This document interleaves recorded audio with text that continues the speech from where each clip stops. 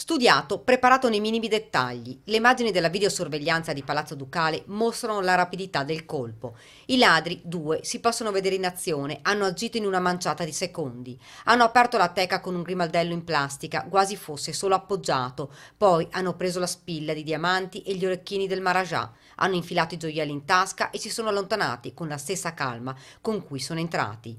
Immagini davvero inquietanti, la facilità con la quale sono riusciti a forzare la teca e poi l'allarme a scoppio ritardato.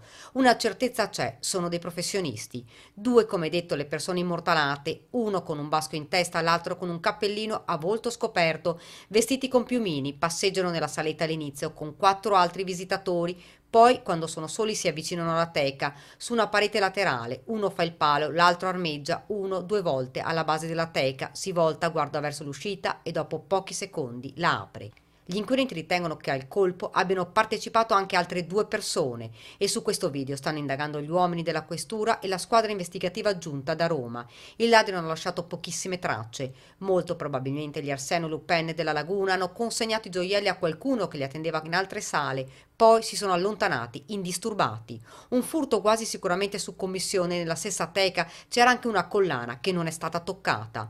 Le direttrici d'azione sono quattro, spiega il questore. Un colpo come questo, mai accaduto a Venezia, non può essere stato compiuto solo da due persone ed è caccia ai ladri.